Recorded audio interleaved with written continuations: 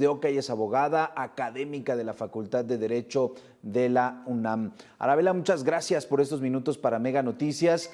Llegamos a este 8M, en este caso 2025, después de otro sexenio, con deudas pendientes, en este caso para las mujeres.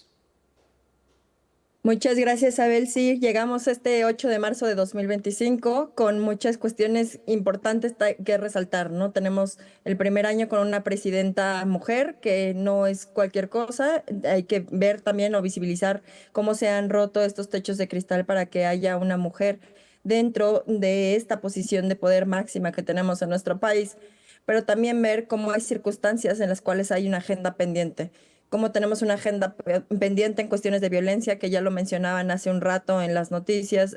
Los datos son datos bastante alarmantes en los cuales la violencia no nada más no ha ido descendiendo, sino que al contrario, ha ido aumentando en diversos estados que se han ido posicionando como estados más violentos y que históricamente no estaban dentro de los primeros números. Pero también hay que pensar en cuestiones importantes alrededor de los temas de igualdad que son significativos. Pensar, por ejemplo, en el tema de los embarazos de chicas adolescentes, en los cuales tenemos un número muy alto. Pensar también en cuestiones alrededor de igualdades laborales, en cuestiones salariales, sobre todo, que es otra de las agendas por ahí pendientes que se tienen. El tema de los cuidados y la redistribución de los cuidados, que es una agenda que, si bien se impulsó muchísimo durante el sexenio anterior, el INMujeres creo que hizo un trabajo titánico al lograr posicionar el tema de los cuidados. Todavía la agenda no pudo complementarse, e hizo falta un tema de voluntad política que esperemos que en este periodo sí se tenga para poder consolidar este derecho humano al cuidado, esta parte en la cual el trabajo que realizan las mujeres en sus casas tenga un valor, tenga la importancia que debe darse. Entonces, sin duda, creo que estos serían los puntos pendientes que tenemos para el próximo año. Claro, y muy importante que los menciones, Arabela.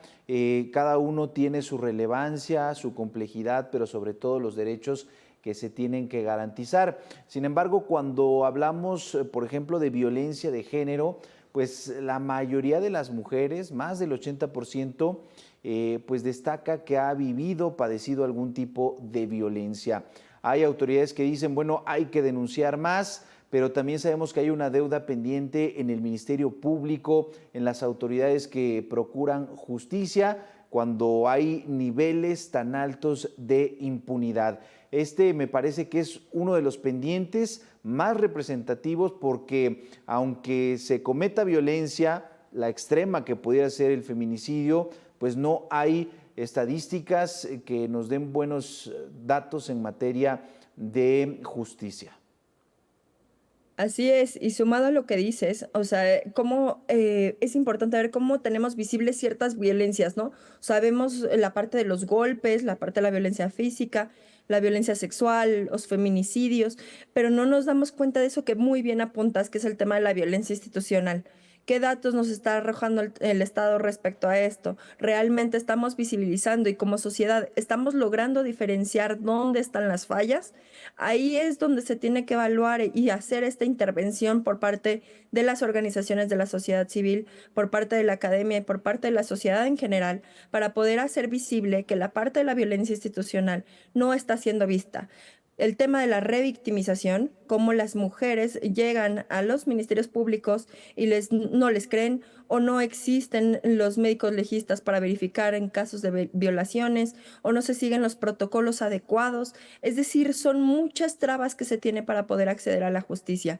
Y en ese tipo de cuestiones, el tema de la violencia necesita empujarse no nada más desde una cuestión de la erradicación de la violencia desde quien la comete, sino también quien, a través de las fallas institucionales que tiene, de alguna forma también es omisa y también secunda la existencia de la misma. Claro. Ahora, Arabela, una de las instituciones que por muchos años buscaba la garantía de estos derechos y sobre todo pues hacer notar qué es lo que estaba pasando dentro del Estado, dentro de las instituciones, era la Comisión Nacional de Derechos Humanos. Vimos este proceso reciente. ¿Qué tenemos ahora? No hay cómo exigir entonces los derechos de todos, pero en este caso de las mujeres, ¿O hay que empezar una lucha que veremos cuánto tiempo nos lleva para ir alcanzando cada una de las cosas que se necesitan y algunas que también ya hemos perdido? Sí, gracias por la pregunta. Justamente estuve participando en el proceso para la Comisión Nacional de Derechos Humanos, entonces tengo claridad en el tema de los procesos. Y voy con la respuesta. Para poder garantizar los derechos humanos, tenemos esas posibilidades que mencionábamos anteriormente de los procesos jurisdiccionales, de ir a la justicia. Y esto me refiero a ir a las fiscalías del Poder Ejecutivo, ir a los tribunales del Poder Judicial, pero también tenemos estos órganos que les llamamos no jurisdiccionales, como la Comisión Nacional de Derechos Humanos, que al final el resultado que nosotros podemos esperar de ellos son recomendaciones. No va a ser la solución de un problema como tal, sino van a ser recomendaciones. Y ahorita, como tenemos constituida la Comisión Nacional de Derechos Humanos y como ha venido trabajando en los últimos 6 años y la parte, digamos, de la repetición de la titular dentro del cargo, pues la verdad es que no deja mucha esperanza para que sea un organismo que realmente pueda ser cercano a la sociedad y en el cual realmente puedan accederse a los derechos. Quizá se necesitaría la parte de buscar el fortalecimiento de las recomendaciones de la Comisión Nacional de Derechos Humanos, buscar fortalecer la comisión, buscar esta parte de incidencia que se tenía, esta parte de capacidad de diálogo interinstitucional que hacía la comisión hace ya algunos años atrás, pero al menos ahorita en la realidad que nos toca, creo que no es el lugar adecuado. Creo que hay otras instancias que se han abierto, que se han dado la oportunidad, sobre todo derivadas de la Secretaría de las Mujeres, antes sin mujeres, que pueden prestar esta atención y esta ayuda. Y sobre todo también esta parte, regreso a la parte de la sociedad civil, que se ha fortalecido en los últimos años a través de colectivas que pueden orientar el tema de la justicia. Hay varias organizaciones de la sociedad civil que justo lo que permiten es dar asesoría en su mayoría gratuita y orientación en su mayoría gratuita. Nosotros en la UNAM, por ejemplo, también tenemos bufetes jurídicos gratuitos en los cuales las personas pueden acudir a ellos y asesorarse. Y creo que ese tipo de instituciones que si bien no tienen en sus manos la justicia, sí tienen las posibilidades y las herramientas para poder auxiliar y para poder orientar. Y que sirven, por supuesto, de mucho cuando se solicita y se da todo este acompañamiento. Finalmente, Arabella, hay desafortunadamente muchísimas víctimas en el país. Mañana muchas mujeres van a salir a las calles a exigir justicia. Hay quienes dicen es lo de todos los años, pero también es un derecho a la protesta y es alzar la voz un año más. Claro, se debe de garantizar el tema del derecho a la protesta, sin duda en ese tema alrededor de cómo salimos a las calles, en cómo nos manifestamos, qué hacemos.